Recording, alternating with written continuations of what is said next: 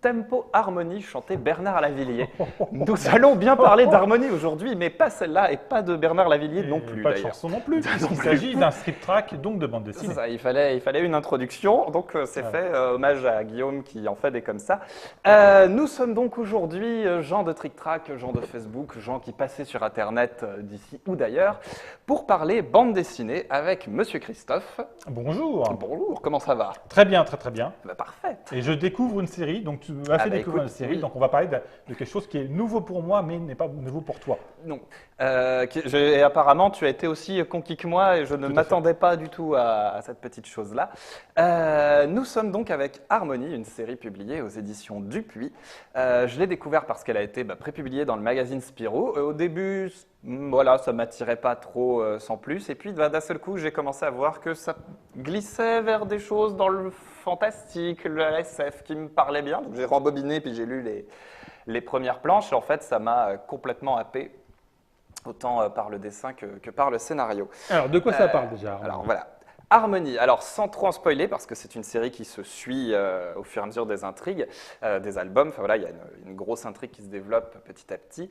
Ça raconte l'histoire d'une jeune fille, Harmonie, et d'autres enfants qui développent au sein d'un centre de recherche des capacités un petit peu magiques, psychokinétiques. Sorte de super C'est pouvoir ça. dont au départ on ne sait absolument pas d'où ça vient. Voilà.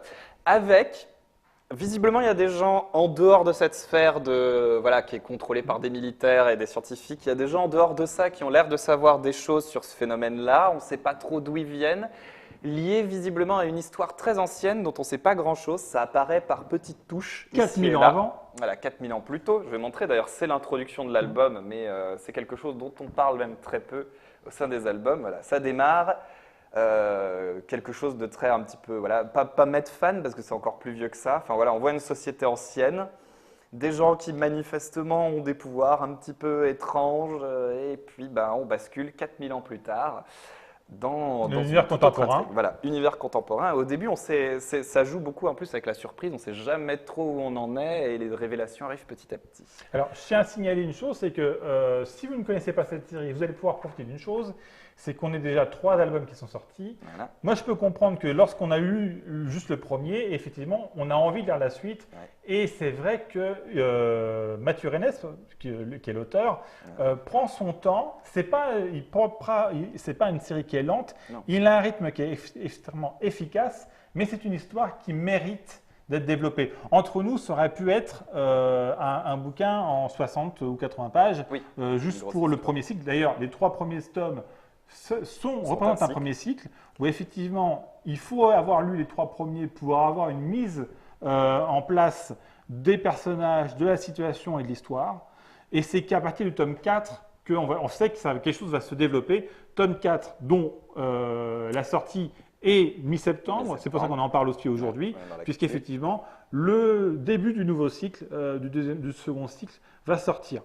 Le premier cycle, comme je le disais, nous positionne dans l'histoire et effectivement, on est sur quelque chose qui est effectivement, on ne peut pas juste lire le tome 1, il faut aller de l'avant et on est sur on va dire une sorte de série un peu à l'américaine. Oui, il y a une vraie influence à plein de niveaux sur quelque chose de très série à l'américaine, que ce soit dans la construction.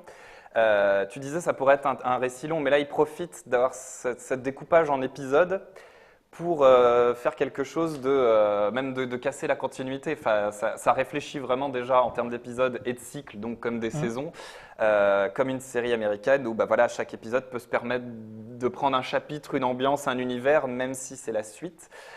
L'épisode 2, justement, se passant avant l'épisode 1. C'est exprès, mais c'est un flashback qui est nécessaire par rapport à ce qui est vraiment Mais les dans 2 la albums série. étaient sortis à l'époque quasiment coup sur coup. Oui, parce il y a eu qu'effectivement, très peu de juste décalage. sortir le 1 et s'arrêter au 1 aurait été une énorme frustration pour le lecteur. Et vous avez effectivement, on va dire, les 2 premiers forment une situation. Et c'est pour ça que moi, je pensais qu'on aurait pu sortir tous les deux l'un avec l'autre. Oui, et après, le tome 3 développe le partir de début ce qui s'est de l'histoire. Et le tome 4 qui donc enclenche une saison 2, alors qu'on voit là, qui vient de sortir, et qui là, on sent qu'on est dans la continuité de l'histoire, mais il y a vraiment comme une saison 2, le postulat de départ est différent. Voilà, la cellule, on va dire, entre guillemets familiale, mais des personnages change. En termes de série américaine, il y a aussi quelque chose beaucoup dans le rythme de Mathieu Reynes et aussi dans les cadrages. On voit par exemple, il y a vraiment un usage des cases en bande. Enfin, il y a ce côté presque très cinématographique de réfléchir sur une image qui est plus dans le long, dans le 16:9, voire dans le cinémascope. Il a une gestion de son rythme qui est très cinéma aussi. Enfin, c'est malgré tout intense, même s'il prend son temps. On s'embarrasse pas. C'est Champ l'image contre efficace. champ, Voilà. zoom, dézoom. On passe de l'une à l'autre, des jeux sur le flou, par exemple. Alors, tac, si j'arrive là, voilà, jouer sur les profondeurs de champ, les valeurs de plan, etc. L'ambiance est aussi très américaine. Enfin, je ne sais plus si c'est dit qu'on est vraiment aux États-Unis ou pas, mais la façon dont le complexe militaire est géré, le prénom des personnages, c'est Richards, c'est Carl. Enfin voilà, il y a cette vraie ambiance américaine et qui est bien faite. C'est pas juste prendre les poncifs de c'est quoi une série américaine et de le mettre plus ou moins bien en bande dessinée. Il y a vraiment un mariage entre les codes de la série télé et les codes de la bande dessinée franco-belge qui fonctionnent vraiment, c'est super dynamique et ça accroche. Sachant que comme un peu certaines séries américaines, tout ce qui est personnage adulte, par exemple, est représenté avec même physiquement par rapport à leur état d'esprit. Puisqu'effectivement, vous avez grosso modo, vous avez les personnages au charisme fort vont être des hommes assez costauds, barbus, vraiment avec une forte présence physique. Je cherche. Voilà, ça tu peux le montrer. Voilà, tiens, Des personnages plus le bureaucratiques vont avoir des physiques de bureaucratie. Et en fait, il faut pas. Et là, c'est surtout les personnages adultes. Les personnages enfants sont un peu moins caricaturaux entre guillemets, sachant qu'effectivement, on est vraiment un rapport, tout le fond de la série, c'est le rapport entre les enfants et les adultes. Tiens, je vais tourner. Il y a le type de bureau, tiens, hop, voilà, un peu plus petit, plus malingre, etc.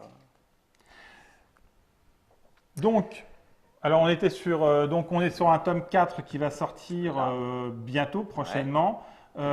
Et bon, maintenant on est sur une parution à peu près annuelle. Oui, ça devrait. Même si Mathieu Reynes a un rythme quand même assez rapide, il y a quoi? Il y a 8 mois entre deux albums, non? C'est ça, sachant qu'avec avec une qualité graphique qui est très impressionnante, honnêtement. On est sur un auteur qui effectivement vient du dessin animé aussi, en tout cas il a travaillé le dessin animé, donc ça se voit clairement à la fois au niveau du découpage du rythme et de la qualité graphique, parce qu'effectivement on est sur un dessin, ça se voit déjà. Parce que si vous appréciez les couvertures, sachez que, et c'est pas souvent le cas, c'est la même chose au niveau du contenu. On a la même qualité technique et graphique au niveau couverture et de l'ensemble. Donc c'est vraiment une série qui est très intéressante, qui se lit à partir d'adolescents, je pense. Oui, je pense que c'est à visée adolescente, mais ça parlera aux plus grands. Typiquement, si en termes de série télé, vous êtes assez à fond sur tout ce qui peut être, évidemment, je perds le titre au moment de le dire, Stranger Things et compagnie, et que vous aimez les BD franco-belges, il n'y a pas trop à hésiter, ça va être votre cam. Tout à fait. Clairement. Voilà. Donc voilà, écoutez, c'était Harmonie. Voilà. Tome 4 bientôt. Et puis, on vous donne rendez-vous Oui, et on vous quitte en harmonie. Ah